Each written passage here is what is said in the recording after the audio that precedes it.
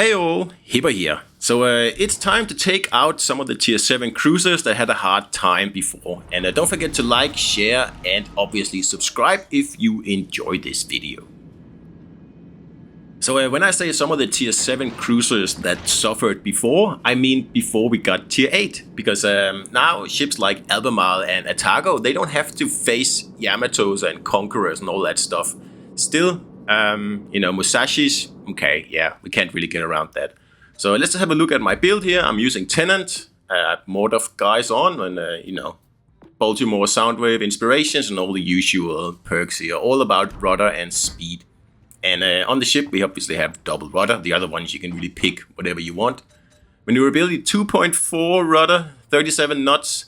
The rudder is actually quite slow for tier 7. I think it's the slowest of the agile tier 7 cruisers, which is a little bit weird, but it's still not bad. It's still a little bit like on the slow side, like 2.2 is preferable, but it's okay, we can make it work. So ships like Albemarle had a really rough time going up against legendary ships. You really had to hide the whole battle, and meaning that the ships really weren't fun to play. But with tier 8 coming in, and sure, we're still facing Musashi, but it's less accurate than Yamato, so it's less of a problem these days. And you can actually run these ships now without getting pulverized, because, like a Yamato zeroing in on you in an Albemarle, well, that's going to be at least 1 or 2 citadels, no matter what you do. And that's usually the end of this ship here. It does have nice heals, but if you take a salvo like that, yeah, you're gonna be limp the rest of the battle at the best.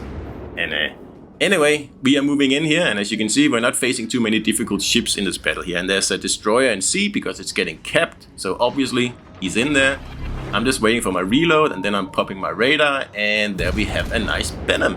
So we're going to annoy him.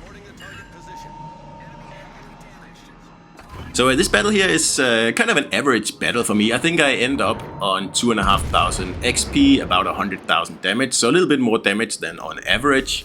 But this is a battle where I'm pretty much doing what is expected of a cruiser, Move in, radar the destroyers if you have radar, and of course take them out if you can. And if you can cap, do it. If you can't, well then just, do the best you can.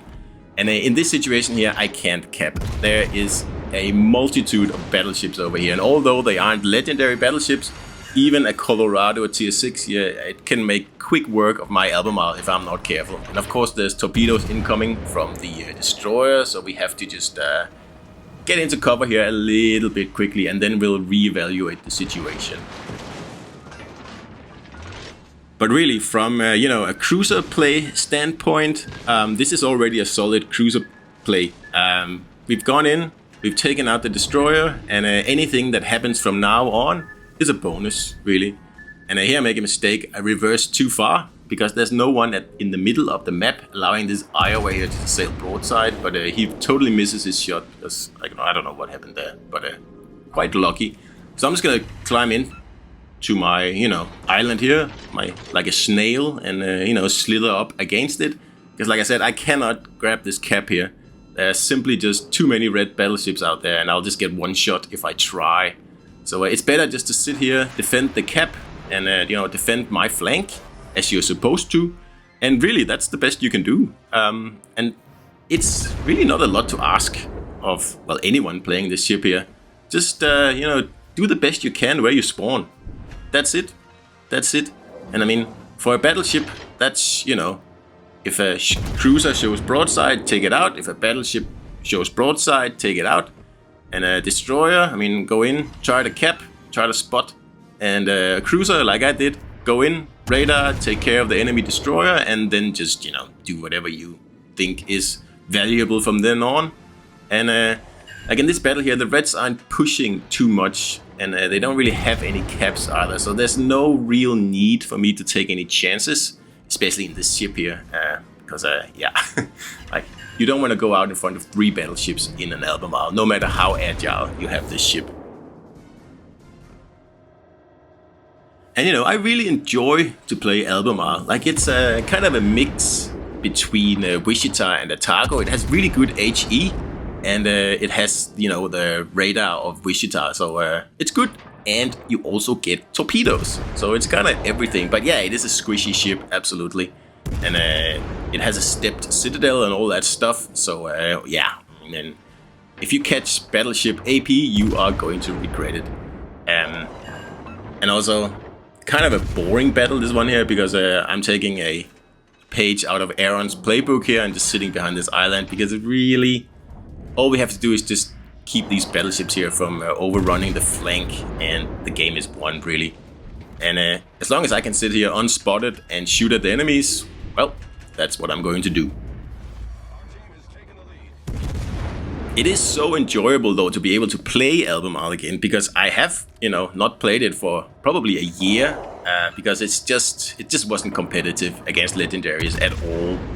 Wichita was a much better pick, so why would you play Albemarle? But now you can actually play it, and you know, it doesn't have to face Alaska anymore either. That was also a huge problem. Now you have to face Kronstadt, and that's okay. I had a battle before this where I burned a Kronstadt down, and I was just, you know, sitting there and we're shooting at each other, and I out DPM'd him. So yeah, I mean, it's back from the dead. Albemarle is back from the dead, along with Atago and to a certain extent Hipper as well. Hipper never really suffered as much as the other ships, because you kind of rely so much on cover in that ship. But definitely Atago and Albemarle, definitely back from the dead, and it is one of the more positive things about having tier 8 in the game. The fact that tier 8 is now full of Musashis is, you know, a kind of a fly in your soup, but still, on the other hand, it's not as bad as Yamato, and it's not as bad as Conqueror, it's not as bad as all the legendary battleships, including Alaska was also a real problem, like I said, in Albemarle. It's not the case anymore. It's still a little bit iffy, like you are a squishy cruiser, so you have to be careful, but it's certainly a lot better than it was before. So if you haven't played Albemarle yet, or you haven't researched the ship, I recommend you start doing it now, because we're back into you know, a meta where you can actually play the ship without just being, you know, one-shot fodder for Yamatos on the opposite team. And it is a rewarding ship. It's a lot of fun to play. Has a lot of equipment, radar, sonar, torpedoes, and it's quite agile as well. But like I said, it is super squishy from pretty much any angle, except if you know, you have to angle the ship exactly in the correct angle, just like Nelson, because the stern and the bow are like paper, and anything can go through there. So you'll have to use your midship armor to kind of bounce shells, but it is a gamble, because you could be unlucky and catch a shell on that stepped citadel, and that just means hurt for you.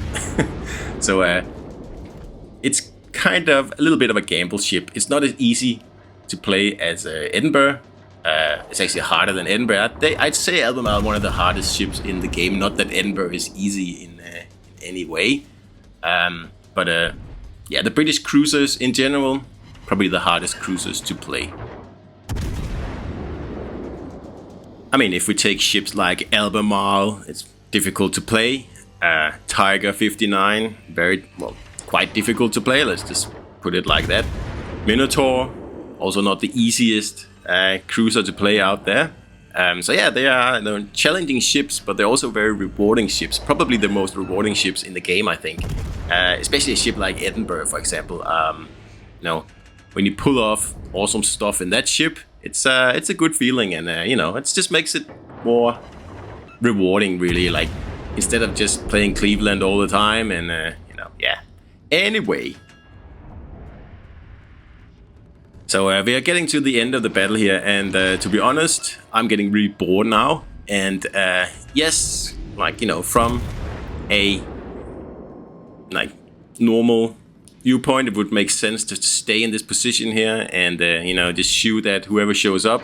But it's just too boring. So I'm getting out now, and we're going to, you know, take some scalps out here, because this flounder here, he's been pretty annoying, and they always been shooting at me the whole game. Same with the Roma, and of course, yeah, I get it. I'm a juicy citadel, but yeah, I mean, something needs to happen. I cannot be sitting behind that rock there forever, because I also play this game to, you know, have a bit of fun, not just to win battles.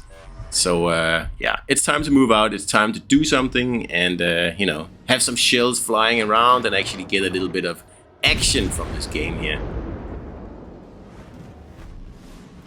So while I'm dodging shots out here on the open seas, let's talk about the next update, because there will be patch notes quite soon, in a day or two really, and it'll be interesting to see what is coming up. I'm kind of hoping that the improved stats that Wargaming mentioned in their roadmap is actually coming this update, because that would be something that I would really like to dig into, and I just hope that those stats are actually, you know, improved and not just the existing stats, you know, in a different presentation.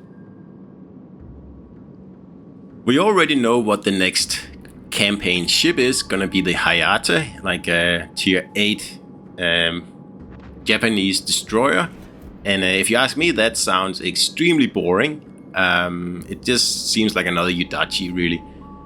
So hopefully there's something else interesting, cool, you know, in store for us in that update. Otherwise, it's just gonna be another update like the Kronstadt update we're in now, which is, well, there's hardly any meat on this update here. And really, there's only been 2 really good updates this year so far. One was the tier 8 update, and well, that's about it. I can't remember which one the other one was, but there was another one that was decent. But other than that, it's been, yeah, it's a sort of a very lean year when it comes to interesting updates. So my worry is that Wargaming is saving all the new cool stuff for the Christmas update and then leaving the November update, which is the coming update, like, and skeleton update again. And I just don't know how many more skeleton updates I can take. Because I'm assuming the Christmas update will be great. They usually are. But like, October has been a pretty bad update, just to be honest here. And if November is also kind of crappy, then yeah, man, it's gonna be a tough November then. So anyway, this battle here was all about Albemarle, and it's actually useful again. You can actually do stuff in this ship here, because when you're only facing these tier 7, tier 8 battleships, well, you have a better chance, and also you don't have to worry about Alaskas, which, like I said a few times, is a real problem in this ship here. But yeah, that was Albemarle for you guys, and it's a ship that I really enjoy actually, and I know a lot of people hate it, but I think it's pretty good actually, and especially now when you don't have to worry about legendaries. So I hope you enjoyed this video, guys, and I'll see you out there.